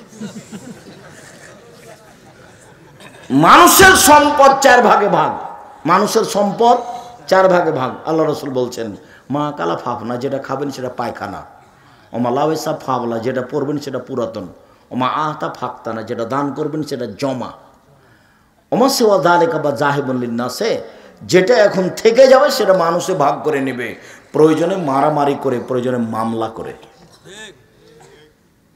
তাহলে মানুষের সম্পদ কয় ভাগে ভাগ? মনে থাকবে না মনে হয়। হাদিস বুখারী মুসলিম। 1, যা খেলো সেটা কি হলো? পায়খানা, সেটাকে আল্লাহ রাসূল বলেছেন পাবনা, নষ্ট। 2, যেটা লাবেসা ফাবলা, যেটা পড়লো সেটা পুরাতন, সেটা এক সময় ছিঁড়ে যাবে। ওমা আতা ফাক্তানা, যেটা দান করলো সেটা জমা হয়ে গেল। মনে রাখবেন, আমি আব্দুর রাজ্জাক বিন ইউসুফ দানের কথা বললাম, সভাপতি সাহেব দানের কথা বললেন, আমি তখন মনে করলাম তার প্রয়োজন, সেই জন্য বলছি চলো, কেউ দিলে দিবে, চলো যায় এখন। এই যে আপনি চলে গেলেন, তো ও চাইলো সেজন্য চলে গেলেন, আসলে পরিবেশটাই উল্টা হয়ে আছে। সেটা হলো এই, মানুষ যদি বুঝতো যে ইবাদতের জগতে সবচেয়ে শক্তিশালী ইবাদত হলো দান, তাহলে সে নিজের জিম্মেদারিতে করত। দানের মতো এত শক্তিশালী পাওয়ারফুল ইবাদত পৃথিবীতে নেই। 5 ওয়াক্ত সালাত আদায় করলেন, আপনার উপকার, আপনার মা মারা গেছে কোনো উপকার হবে না। হজ করলেন 10 লক্ষ টাকা খরচ করে, আপনার উপকার হবে, আপনার মায়ের হবে না। আপনি আপনার মায়ের নামে 5,000 টাকা দান করলেন, কবরের শাস্তি বন্ধ। এর ক্ষমতাই ভিন্ন। হুজুর ভুল করেছে, গ্রাম থেকে 5টা মসজিদ থেকে 5টা ছেলে নিয়ে এসেছে আপনার ওই এতে থেকে হিফজখানা থেকে নিয়ে এসে বলছে আমার বাপের নামে পড়ে কবরে বক্সিয়ে দাও। তখন ওরা পড়ে কবরে বক্সে দিয়েছে। তখন বাড়ি যাচ্ছে, খাওয়া ভালো দিয়েছে, টাকাও দিয়েছে, যেটা হয়। হুজুরের মাথায় টুপি আছে, বড় লালটা রুমাল আছে উপরে। হিফজখানা একা শুধু হিফজখানা খোলা হবে না, শুধু হিফজখানা যদি খোলেন তাহলে ছেলেটার হাঁটুর উপরে মেরে ওকে অকেজ করে দিলেন। হিফজ তো মৌলিক কোনো বিদ্যা নয়, এটা হলো সহযোগী বিদ্যা। হিফজ করেছে 3 বছরে, পড়তে হবে এখন 16 বছর। তাহলে 16 আর 3 কত? 19 বছর পড়তে হবে। এখানে 3 বছর আরও পড়তে হবে কতদিন? 16 বছর অন্তত মেধাবী ছেলেকে। কেননা হিফজ তো ওর আছে বেশি সূরা মুখস্থ, আমার কম, এটুকুই পার্থক্য। ওইও জানে না কিছু, আমিও জানি না কিছু। যার কারণে হিফজখানা খুলতে হবে কেতাবখানার সাথে, কেতাবখানা সহ। শুধু বাপের নামে হিফজখানা খুলেছে, মাস্টার ডিগ্রি পাস করেছে, পাইলট ছিল, টাকা পয়সা হয়ে গেলে বাপের নামে একটা এতিমখানার হিফজখানা খুলেছে, ওটা কিছুই না, ওটা একটা জিরো। ওটা কি? শুধু কোরআন পড়ে বক্সে দিবে এই জন্য। অথচ কেউ বুঝলো না যে কোরআন বক্সানো যায় না। ধর্ম পৈতৃক সম্পত্তি কোরআন। কোরআন পড়ার পরে বলছে আপনার বাপের কবরে বক্সিয়ে দিলাম। আরে বোকা মানুষ, অক্ষর পরে 10 নাকি হয়, তো কেমনে বক্সাবে? যে পড়েছে সেই পাবে, যে পড়েছে সেই পাবে। আবার বাড়ি যাচ্ছে 10টা ছেলে খাওয়া দাওয়ার পরে, তখন বলছে তুই কতটুকু পড়েছিস? বলে আমি 1 পৃষ্ঠা পড়েছি। তুই? আমি হাফ পৃষ্ঠা। তুই? আমি একটুকু পড়িনি, খালি এরকম যোগ ছিল। এইভাবে দেয়া রাখে, স্বভাব এইভাবে গড়ে উঠেছে। আর এটা কোনো নিয়ম নয়। মানুষ মারা গেলে 2টা পথ, মুখে দোয়া, আল্লাহ তুমি আমার বাপকে মাফ করো। কিছুই যদি না জানেন, কবরের পাশে গিয়ে বলবেন আল্লাহ আমার বাপকে মাফ করো, এটা তো বলতে পারবেন, এটাই দরকার। আর দান, দানের সবচেয়ে উত্তম পথ হলো পানির ব্যবস্থা করা। এই পাড়াতে দেখবেন গরিব মানুষ কার বাড়িতে নলকূপ না, ওটা দিয়ে দেন। দেখেন কোনো জায়গাতে গিয়ে কোনো মাদ্রাসাতে একটা নলকূপের প্রয়োজন, সেখানে দেন। আর শেষ পর্যন্ত যদি কোনো জায়গা না থাকে তাহলে জামিয়া সালাফে আছে, 410 জন এতিম আছে, 500 জন অসহায় আছে, 32 লক্ষ টাকা মাসে বেতন লাগে, রামাজান মাসে লাগে 48 লক্ষ, কুরবানিতে লাগে 48 লক্ষ। কোনোদিন দেখতে যান কি না আমি জানি না। এই লাইনে আছে খুব নিকটেই, পূর্বাচলে বাণিজ্য মেলার পিছনে 51 বিঘা জমির উপরে প্রতিষ্ঠান। 51 বিঘা, 22 বিঘা শুধু মেয়েদের জন্য, 33 শতাংশের বিঘায় 2 একর, 22 বিঘা 21, 3 একর খালি মেয়েদের জন্য, বাকি সব ছেলেদের জন্য আছে। পূর্বাচল বাণিজ্য মেলার পিছনে 21 নম্বর সেক্টরের সাথে লাগা। সম্মানিত দিনী ভাই বোন, যদি যেতে না পারা যায় তাহলে বলতে হবে আল্লাহ তুমি জামিয়া সালাফে কবুল করো। দিনাজপুর যেটা আছে সামনে, পরশু বৃহস্পতিবার শুক্রবার সম্মেলন, দেশ বিদেশের বড় বড় আলেম ওলামা থাকবেন। এটা হলো 20 বিঘা জমির ওপরে। আর রাজশাহীতে যেটা 30 বিঘা জমির ওপরে, আর রূপগঞ্জে যেটা ঢাকায় 51 বিঘা জমির ওপরে। আমার মনে বড় স্বাদ, আমি এদেশের মাটিতে উন্নত মানের প্রতিষ্ঠান গড়বই গড়ব ইনশাআল্লাহ, যেখানে ছেলে মেয়ে বাংলা ইংরেজি আরবি উন্নত মানের শিক্ষা অর্জন করে জাতির অন্যায়ের বিরুদ্ধে লড়বে, মুখে কলমে মিডিয়াই। এই যে মুখে আছি, মিডিয়া আমার সামনে আছে, কলম আমার সাথে আছে। যাওয়ার সময় কেউ খালি হাতে যাবেন না।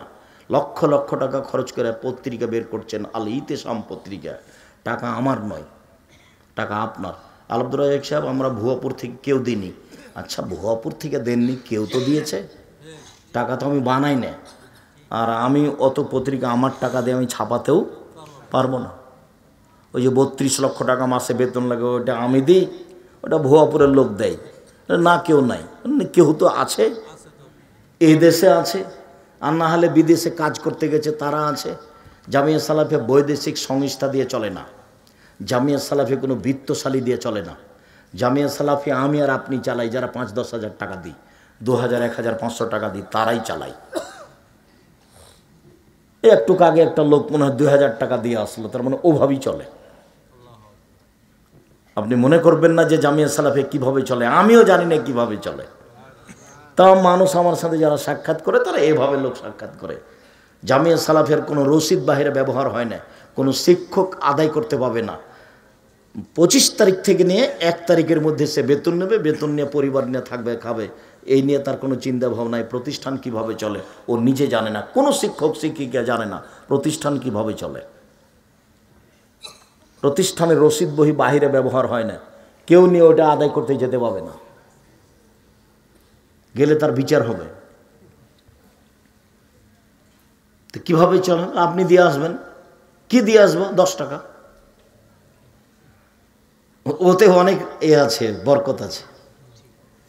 ক্ষুদ্র ক্ষুদ্র ফোটাই ফোটাই ফোটাই সাগর তৈরি হয়। সম্মানিত দিনী ভাই বোন, চলেন, নারীর মর্যাদা আমার চেয়ে আপনার চেয়ে ভিন্ন।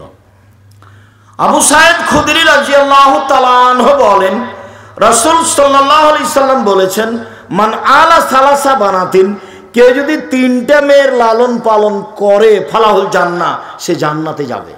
এতক্ষণ ছিল অন্তরাল হবে, এবার জান্নাত ঘোষণা হয়ে গেল। চলেন, আয়েশা রাদিয়াল্লাহু তাআলা আনহা বলেন, আল্লাহর নবী, একটা মহিলা আমার বাড়িতে এসে খেতে চাইলো, তার সাথে 2টা মেয়ে ছিল। তো আমি সারা বাড়ি তল্লাশি চালালাম, বাড়িতে কোনো কিছু খাওয়ার নাই, একটা খেজুর মাত্র, একটা খেজুর নিয়ে এসে আমি মহিলাটার হাতে দিলাম, এই দেখো নাও, আমার বাড়িতে এই মুহূর্তে কোনো কিছু খাওয়ার নাই, মাত্র একটা খেজুর। আল্লাহর নবী মহিলাটা খেজুরটা হাতে নিয়ে 2 টুকরা করলো, 2 টুকরা করে 2 মেয়ের হাতে দিল, 2 মেয়ে খেয়ে নিল, ও নিজে খেলো না, উঠে চলে গেল। দৃশ্য আমাকে অবাক করে দিল। আল্লাহ রাসূল বলছেন, আয়েশা, কেউ যদি 3টা মেয়ের লালন পালন করে, কেউ যদি মেয়ের লালন পালন করে, বিচারের মাঠে মেয়ে হবে অন্তরাল, বিচারের মাঠে মেয়ে হবে অন্তরাল। ওইদিকে থাকবে জাহান্নাম, আর মধ্যে থাকবে মেয়ে, আর এদিকে থাকবে তার বাপ। মধ্যে আছে কে? মেয়ে। ওদিকে আছে জাহান্নাম, আর এদিকে মেয়ের বাপ। সব বুখারী মুসলিম হাদিস, একটা না। সম্মানিত দিনী ভাই বোন, নারীদের পার্সোনাল মর্যাদা। আবু হুরায়রা রাদিয়াল্লাহু তাআলা আনহু বলেন, রাসূল সাল্লাল্লাহু আলাইহি ওয়াসাল্লাম বলেছেন, আর-নাবিয়্যু ফিল জান্নাহ, নবী জান্নাতে যাবে, অস-সিদ্দিকু ফিল জান্নাহ, সত্যবাদী জান্নাতে যাবে, অস-শাহিদু ফিল জান্নাহ, শহীদেরা জান্নাতে যাবে, অন-নিসাউ মিন আহলিল জান্নাহ, ওই মহিলারাও জান্নাতে যাবে।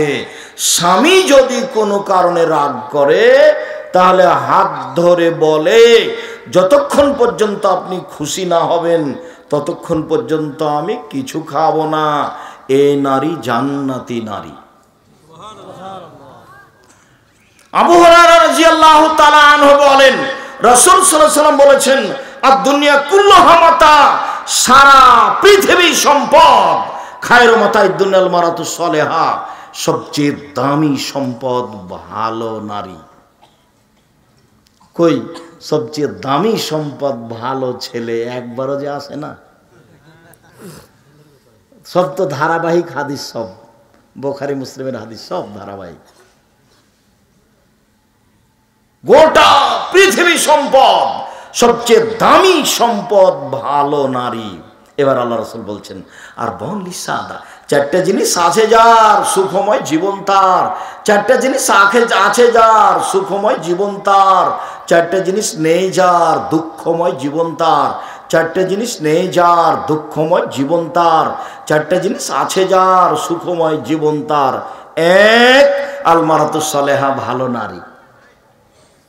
আপনার নাম আসবে না, একবার আসবে না, দেখেন সিরিয়ালে। 2, ভালো প্রতিবেশী। 3, ভালো গাড়ি। 4, প্রশস্ত ঘর। অন্তত মেহমান যেখানে বসতে দিবেন সেখানে টয়লেট লাগবে, সেটা বড় হতে হবে, 8-10 জন যেন বসতে পারে। আর কোনোদিনই 150 চাউল রান্না করবেন, আপনার মায়ের মতো রান্না করবেন, হাফ কেজি, 2 কেজি, 3 কেজি।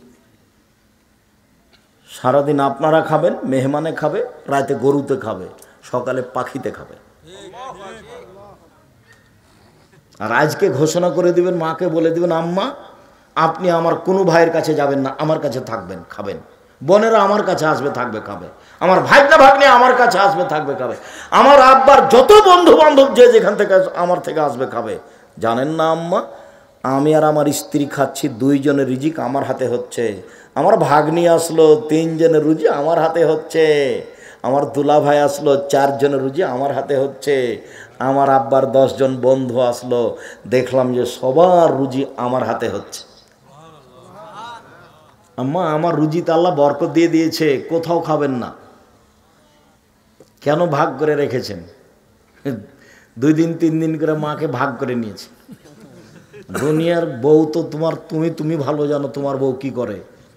ঠিক মতো তো খাবার দেয় না, আর যেদিন তোমার মায়ের পালি সেদিন কি রান্না করে সেটা তুমি ভালো জানো। তুমি তো বাহির ঘুরে বেড়াও, তুমি তো আর বুঝতে পারো না। শোনো, একদিন তুমি ছিলে তোমার মায়ের কোলে, এখন তোমার মা তোমার কোলে। একদিন তুমি ছিলে তোমার মায়ের কোলে, এখন তোমার মা তোমার কোলে। তোমার বোনেরা শ্বশুর বাড়ি চলে গেছে, তারা কেউ আসতে পাবে না। তোমার বউ তোমার মায়ের খিদমত করবে না, এজন্য যে তোমার মা তোমার বউকে গালি দেয়, ওর মন চায় না। এটাই বাস্তব। খুব কম বউ আছে যে শাশুড়ির সাথে চলতে পারে। তো এখন পেশাব করাবা তুমি, পায়খানা করাবা তুমি, গোসল দেওয়া তুমি, গাও মুছিয়ে দিবা তুমি, কাঁধে করে মেডিকেলে নিয়ে যাবা তুমি, সব কাজ তুমি করবা। তোমার শরমের ব্যাপার না এখানে। একদিন তুমি ছিলা তোমার মায়ের কোলে, এখন তোমার মা তোমার কোলে। একবারে জীবন বাজি রেখে তাকে ভালোবাসার চেষ্টা করবে, জীবন বাজি রেখে। যা হবে হবে, পৃথিবী উল্টে যাবে যাক, কিন্তু আমার মায়ের সাথে আমি সম্পর্ক দুর্বল করতে পারি না। আমার মায়ের মুখ দিয়ে যদি সর্বদা আমার বিরুদ্ধে গালি বের হয়, তবু ওইটা আমি কানে নিবই না। আমার মায়ের খারাপটা সব আমার কাছে ভালো, যা গালি দিচ্ছে সব আমার কাছে ভালো। মনে রেখো, 4টে জিনিস আছে যার, সব কিছু আছে তার। 1 নম্বরে কি আছে? ভালো নারী। তোমার সিরিয়ালে আসার, আমার সিরিয়ালে আসার সুযোগ নাই। নারীর মর্যাদা ভিন্ন। এগুলো কে দিয়েছে? এগুলো মুহাম্মদ সাল্লাল্লাহু আলাইহি ওয়াসাল্লাম দিয়েছেন, এগুলো আল্লাহ তাআলা দিয়েছেন। নারীদের মর্যাদা কেউ একটু বুঝতে চায় না। ওই যে সালতুমুহুন্না মাতান ফাসালুহুন্না মিন ওয়ারাই হিজাব, পৃথিবীর মানুষ মহিলাদের কাছে দিতে হলে কিছু আট থেকে না। ওইদিকে মহিলা আছে, তুমি এদিক থেকে বলো আসসালামু আলাইকুম। গ্রাম্য খালাম্মা, খালাম্মা আমি একটা জিনিস নেওয়ার জন্য এসেছি, আট থেকে বলবো এটা আল্লাহ বলছে। আপা আমি একটা জিনিস নেওয়ার জন্য এসেছি, আট থেকে বলবেন। এমন বোকা বেটি ছেলে বলছে যে ভাইয়া এদিকে এসে বসেন।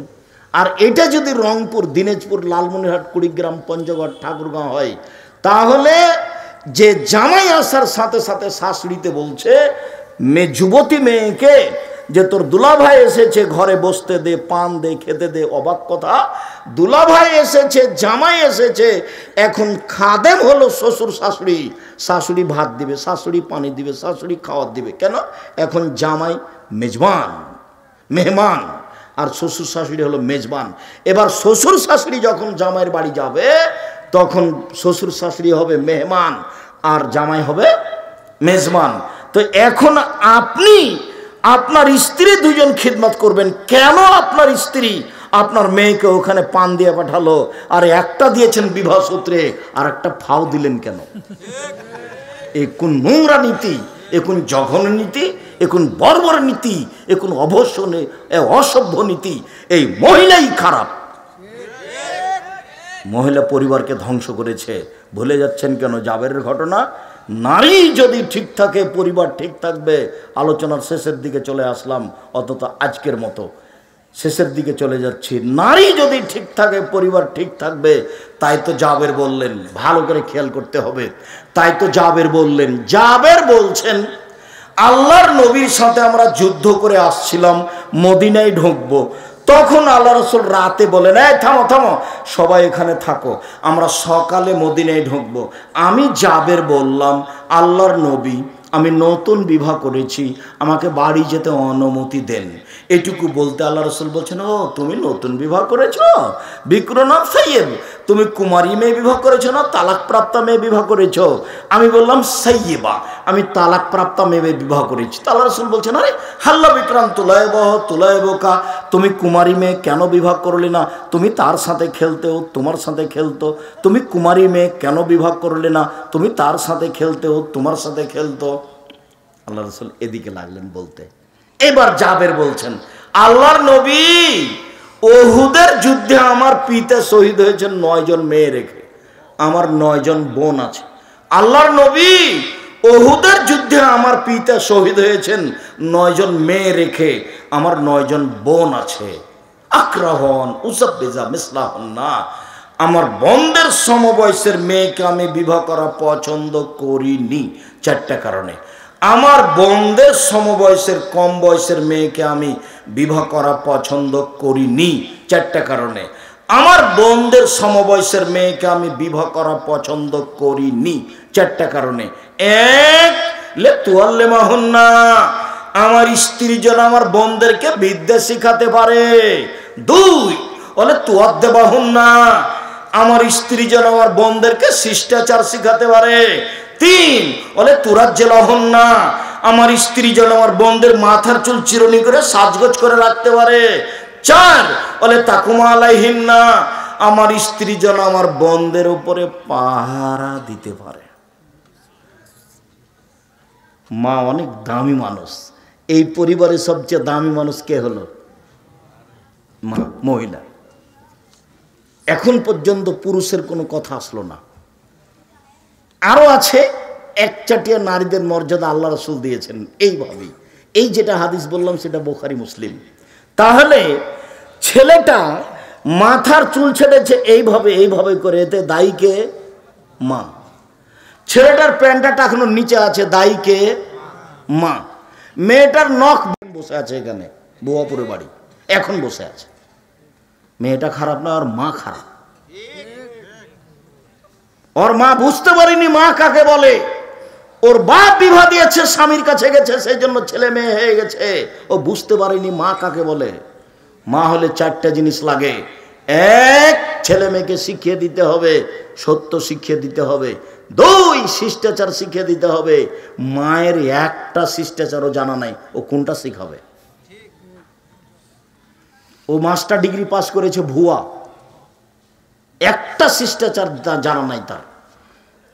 এই ছেলে, তোমার মাকে আজকে বলিও তো যে আব্দুর রাজ্জাক সাহেব বলেছেন আপনি নাকি একটা শিষ্টাচার জানেন না। আচ্ছা আম্মা, আমরা তো আপনার দুধ খেয়ে লালন পালন হয়েছি, বলেন তো 2টা কথা।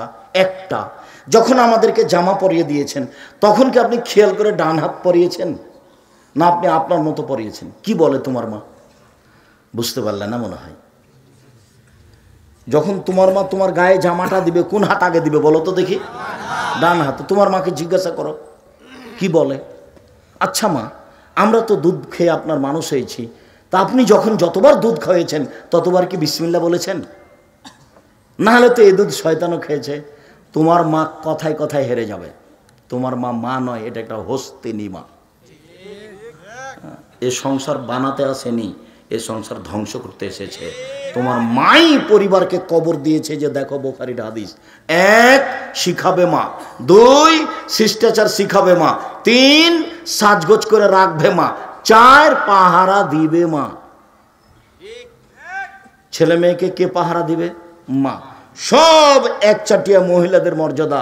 যেই মহিলাকে ইহুদি খ্রিস্টান বাইরে রেখেছে, বাড়ির পিছন দিকে রেখেছে, যার খাওয়ার প্লেটটা ময়লা যুক্ত, ছাই লেগে থাকবে, ময়লা লেগে থাকবে। আর হিন্দুদের অবস্থা আপনি নিজে দেখতে পাচ্ছেন এখন। কালকে আজকে গিয়ে পাশে দেখেন, ওর বাপের জমি দেয়নি, ওর বাপ পায়নি, ওর বাপের জমি পায়নি, অথচ ওর বাপ জমিদার। ভুয়াপুরে যারা ধনী মানুষ 2-1টা, তার মধ্যে ওর বাপও একটা, জমি দেয়নি। তাহলে নারীদের মর্যাদা বোঝা যায়। শুক্রিয়া, জাযাকুমুল্লাহ খায়ের। সম্মানিত দিনী ভাই বোন, আমি আলোচনার এই পর্যায়ে এসে নারীদের মর্যাদা আল্লাহ এবং আল্লাহ রাসূল দিয়েছেন, আমি আপনাদেরকে নারীর মর্যাদা বহাল রাখার জন্য আন্তরিকভাবে চেষ্টা করতে অনুরোধ জানাচ্ছি। আব্দুল্লাহ যে আপনাদের সারা দেশব্যাপী আর দাওয়ায়ে আল্লাহর ভিত্তিতে মক্তবের ভিত্তিতে শিক্ষা কার্যক্রম এবং দাওয়াতি কার্যক্রম পরিচালনা করছে, এতে আপনি সাথ দিবেন। সাথে সাথে আব্দুল্লাহ যে সিলেবাস তৈরি করেছে দেশ জুড়ে মক্তব চালু করার জন্য, তার একটা হচ্ছে কায়দা, উসমানী কায়দা, আর একটা হচ্ছে আদর্শ শিক্ষা। এই বইগুলি সংগ্রহ করবেন। আর আমি খাকসার সাধারণ লিখা আদর্শ পরিবার, আদর্শ নারী, কে বড় ক্ষতিগ্রস্ত, কে বড় লাভবান, আর আল ইতেসাম পত্রিকা, যেটা আপনারা লক্ষ লক্ষ টাকা পয়সা খরচ করে নিয়ে যাচ্ছেন, ছাপাচ্ছেন, বইগুলো সব এখানেই আছে। কেউ খালি হাতে যাবেন না, আপনার জন্য নিয়ে আসা হয়েছে। আর আজকে আলোচনা করছিলাম উপদেশ বই থেকে, সলাতের উপরে উপদেশ বই থেকে এগুলো বই আছে, এসব আলোচনা। কে বড় ক্ষতিগ্রস্ত, কে বড় লাভবান বই আছে। আমি সবাইকে নিয়ে যেতে বলছি। আর নারী যারা আছেন, মহিলারা, আপনাদের আলোচনা কেন এই নির্যাতন, কি তার প্রতিকার, দেখেন বইটা আছে নাকি। কেন এই নির্যাতন, কি তার প্রতিকার আছে, কেন এই নির্যাতন, কি তার প্রতিকার, এই বই আছে, যাতে আপনাদের মান মর্যাদা উল্লেখ করা হয়েছে। কেন হবো অবরোধ বাসিনী, আপনি দেখুন কেন হবো অবরোধ বাসিনী, বেগম রোকেয়াকে কিভাবে বলা হয়েছে। সাথে সাথে আপনি দেখুন সম অধিকার নয় মর্যাদা চাই, শিক্ষা বনাম জাহেলিয়াত, যে বইয়ের পাতাতে এসবগুলো লেখা আছে, মনে মনেও মেয়ে হয়ে যাবে, মনে মনেও কি হবে, মেয়ে হয়ে যাবে, মনে মনে ছেলে হয়ে যাবে। কত নোংরা শিক্ষা দিচ্ছে। সবাই নিয়ে যাবেন, টাকা না থাকলে 30 টাকাতে একটা পত্রিকা হাতে করে নিয়ে যাবেন। কেউ সোজা চলে যাওয়ার চেষ্টা করিয়েন না, মানে এটা একটা দাওয়াতি বড় মাধ্যম। 30 টাকা এমনিতে খরচ হয়ে যাবে, একটা পত্রিকা হাতে করে যাবেন আল ইতেসাম 30 টাকা দিয়ে। সম্মানিত দিনী ভাই বোন, আমি আপনাদেরকে আজকের আলোচনা মেনে চলার অনুরোধ জানিয়ে, এবং বইগুলি কেবল লাভবান, কেবল ক্ষতিগ্রস্ত, আদর্শ নারী, আদর্শ পরিবার, বক্তা শ্রোতার পরিচয়, তাফসির কি মিথ্যা হতে পারে, সলাতের উপরে রাসূল সাল্লাল্লাহু আলাইহি ওয়াসাল্লামের সলাত বনাম পরিচালিত সলাত, উপদেশ, এই বইগুলি আমার লেখা। আর আব্দুল্লাহর বই আছে কিনা দেখেন, মিন্নাতুল বারি, ব্যতিক্রম বই, বুখারীর ব্যাখ্যা, মিন্নাতুল বারি। আর একটা বই আছে খুব ভালো ফিকার বই, ফিকহুস সালাত, নব সিদ্দিক হাসান খান ভূপালীর লেখা।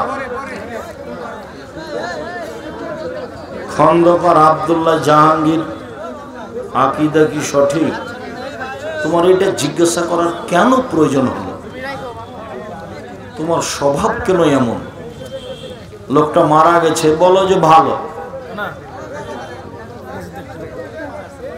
এক বক্তা বলেছেন রাসূল সাল্লাল্লাহু আলাইহি সাল্লামকে ঈমানদার বললে ঈমান থাকবে না।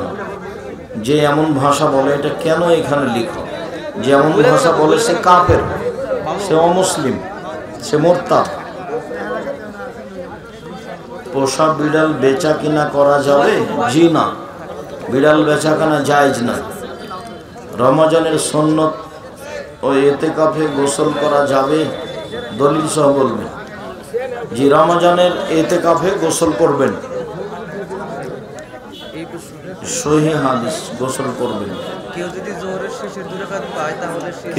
জোহরের শেষের 2 রাকাত পায়, তাহলে সে সূরা ফাতিহার সাথে অন্য সূরা কখন মিলাবে? মিলাতে হবে না। ওই ইমামের সাথে যে 2 রাকাত পেয়েছে সেটাই তার প্রথম, এটাই সহিহ হাদিস। মানুষ ইমামের সাথে যেটুকু পায় সেটুকুই তার প্রথম, আর ইমামের শেষ। বিতরের সালাত সব সময় কত রাকাত পড়তে হবে? সব সময় 1 রাকাত বিতর পড়বেন। বিতরের সালাত পড়ার পরে তাহাজ্জুদ পড়া যাবে কি?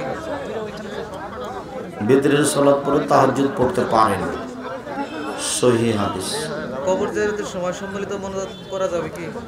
কবর জিয়ারতের সময় সম্মিলিত মোনাজাত বিদআত, গুনাহের কাজ। কবর জিয়ারত একা একাই হাত তুলে নিজের মতো, শুকরিয়া সাথে ধরে, সাথে বেখেয়াল ধরলো সেটা, কিন্তু যেতে হবে একক। শুকরিয়া, জাযাকুমুল্লাহ খায়র। আমি সব দিনই ভাই বোনকে বইগুলো সংগ্রহ করার অনুরোধ জানিয়ে আপাতত আজকের মতো কথা এখানে শেষ করলাম। সুবহানাকাল্লাহুম্মা ওয়া বিহামদিকা, আশহাদু আল্লা ইলাহা ইল্লা আনতা, আস্তাগফিরুকা ওয়া আতুবু ইলাইক। আসসালামু আলাইকুম। আসসালামু আলাইকুম। সম্মানিত উপস্থিতি, আগামী 2 ফেব্রুয়ারি শুক্রবার লোকের পাড়া কেন্দ্রীয় কবরস্থান থেকে ওয়াজ মাহফিলের আয়োজন করা হয়েছে। প্রধান আলোচক হিসেবে থাকবেন শায়েখ আব্দুর রাকিব মাদানী।